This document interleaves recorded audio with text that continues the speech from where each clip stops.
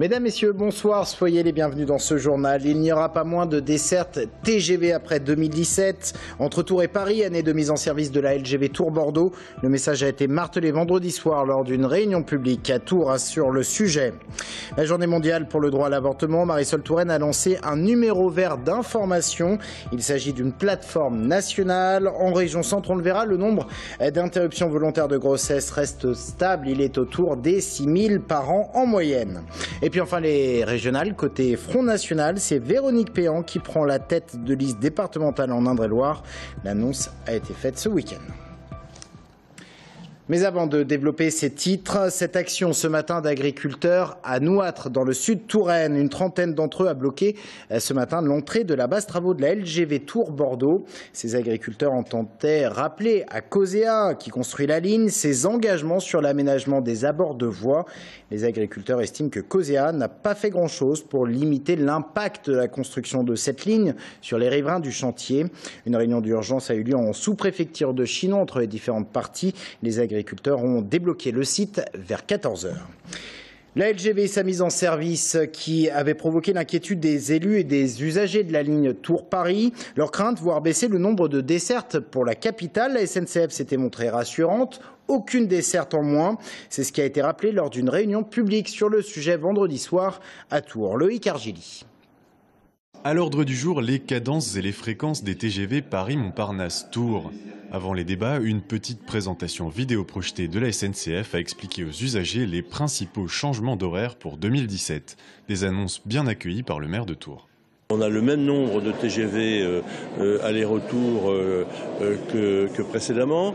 Il y a des améliorations sur les horaires qui correspondent à des demandes que nous avions faites le matin, le soir. Bref, on a été entendu. Un constat que partage l'association des usagers à l'origine de cette réunion. Les amplitudes horaires seront améliorées avec par exemple un train au départ de Paris-Montparnasse à 19h36 au lieu de 19h16 actuellement. Moi, j'ai l'impression que la SNCF a plutôt tenu compte de nos attentes, de nos demandes. Nous retrouvons en fait les horaires que nous avions il y a 5 ans à peu près. Le problème qui reste quand même en suspens, c'est le problème des tarifs. Parce qu'on le sait très bien qu'à partir de 2017, la ligne Tours-Bordeaux sera déficitaire d'à peu près 150 millions d'euros par an. Et on nous a clairement dit que ce sont les usagers qui allaient devoir renflouer. Pour la SNCF, il n'y a pas lieu de s'inquiéter, la question n'en est pas encore là. À ce stade, on n'a fait aucune annonce en ce sens, donc je pense que c'est normal que les gens s'inquiètent. Mais je rappellerai qu'il y a de ça un an, on s'inquiétait du fait qu'il n'y ait pas de TGV à Tours. Donc bon, Tours est une ville importante, c'est la deuxième destination du TGV Sud-Ouest. Bordeaux d'abord, mais la Touraine, Tours-Saint-Pierre juste derrière. Donc bon, il faut bien sûr qu'on fasse attention à garder nos voyageurs. La question du manque de places de parking aux abords des gares a été aussi évoquée. La SNCF s'engage d'ailleurs à tester dès novembre une application de covoiturage qui devrait permettre aux usagers de limiter les galères de stationnement. Cette image insolite à présent qui nous vient de Bertenay, à quelques kilomètres à l'ouest de Tours. Les faits se sont déroulés il y a une semaine. Il s'agit d'un cheval dans une piscine. Il faisait nuit noire lorsque les faits se sont déroulés, à la grande surprise du propriétaire de la piscine, réveillé à 4 h du matin par le bruit. Il aura fallu plus de 5 heures pour sortir l'équidé. La piscine a dû être vidée et du foin apporté pour permettre la réalisation d'un escalier et faire ainsi sortir le cheval qui a ensuite regagné son champ. Dans l'actualité aujourd'hui, l'IVG, journée mondiale pour le droit à l'avortement. À cette occasion, Marisol Touraine vient de lancer une plateforme nationale d'information. L'objectif, centraliser les renseignements sur l'avortement, mais aussi la contraception et lutter également contre la désinformation. Aurélie Renaud. Des phrases choc, une posture culpabilisante. Voilà ce que l'on trouve sur Internet lorsqu'on tape comme mot-clé IVG ou avortement. C'est pour pallier ce flot de désinformation que le numéro vert a été lancé par le ministère.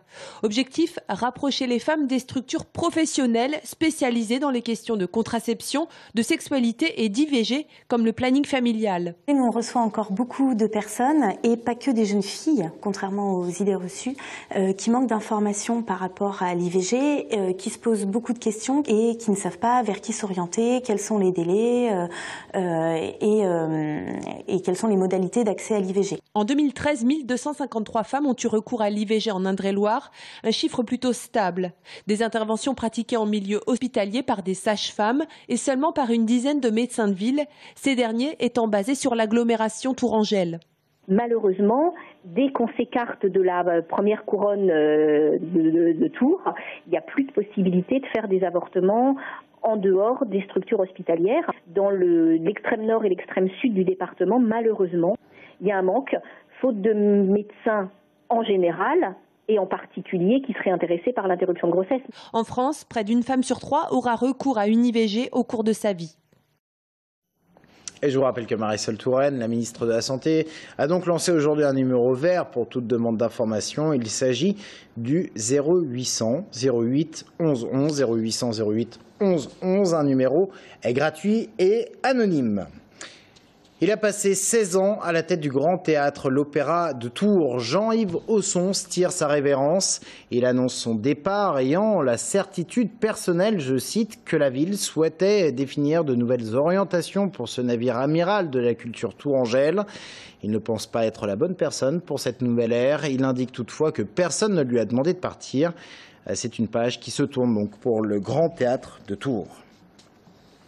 Mobilisation des motards en colère ce week-end en Indre-et-Loire. Samedi, ils se sont rendus dans les stations-service pour sensibiliser les automobilistes sur les fuites de carburant, sensibiliser également au surremplissage des réservoirs d'essence qui présentent un risque pour leur sécurité sur la route.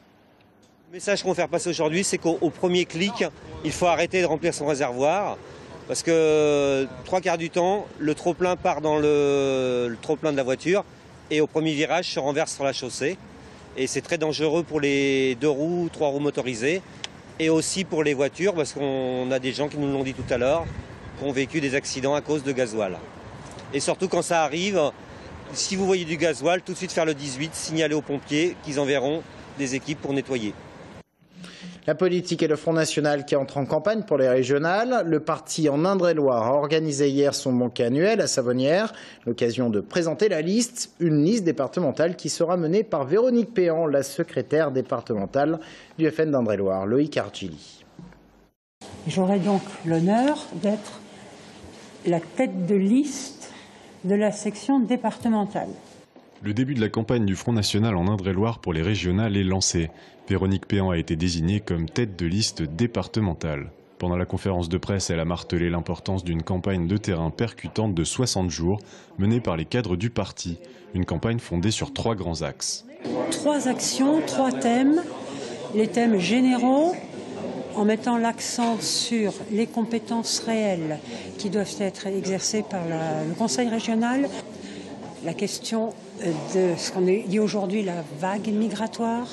Et le troisième thème qu'on veut développer dans cette campagne, c'est la ruralité, c'est-à-dire l'agriculture, l'aménagement du territoire, le développement, la sauvegarde des services publics, la réindustrialisation. Michel Guignot du bureau politique du Front National avait fait le déplacement pour soutenir sa collègue Véronique Péan. Pour lui, il n'y a pas de temps à perdre. Nous avons 3 mois devant nous. Nous sommes déjà pratiquement d'ailleurs fin septembre. Il reste 2 mois et demi de campagne. Aujourd'hui, c'est une réunion avec les adhérents pour booster un peu cette campagne, les encourager et surtout donner un petit peu le top départ de la campagne militante. Véronique Péan a aussi annoncé la tenue de 2 grands meetings régionaux d'envergure nationale, un à Tours, l'autre à Orléans. Mais le vrai coup d'envoi de la campagne sur le terrain sera mercredi, avec des tractages contre l'accueil des réfugiés sur les communes de Tours, Montlouis, La Riche, Langeais et Chambray. Et en Loire-et-Cher, c'est Michel Chassier qui mène cette liste Front National. La liste régionale étant conduite, comme en 2010, par Philippe Loiseau. Maillé en Indre-et-Loire, Oradour-sur-Glane en Haute-Vienne, 2 villages martyrs de la Seconde Guerre mondiale. Une rue d'Oradour porte désormais le nom de la rue de Maillé, image ici que nous a transmis la Maison du Souvenir. L'inauguration a eu lieu samedi en présence des 2 maires concernés, Bernard Hélium, le maire de Maillé ayant fait le déplacement. Bonsoir Bastien Mathieu. Bonsoir Florent Carrière. Avec vous, comme chaque lundi, on ouvre une page sport. On va faire le point sur les résultats sportifs du week-end. On va parler basket, on va parler foot. On parle d'abord du basket, reprise des championnats en France. Et oui, toutes les équipes tourangelles concernées, également dans le Loir-et-Cher, On va parler des principales avec l'ADA Blois qui s'est incliné sur le parquet du SAP Vaucluse 83-75 en National 1. Et puis dans la division du dessous, à Tours, l'UTBM a lui bien démarré. Victoire 80-65, début de match plutôt compliqué, mais ils se sont bien repris contre le pays des Olonnes. On parle du UTBM, il y a un nouveau joueur à l'UTBM. Et oui, parce qu'il fallait pallier à la blessure de deux joueurs importants.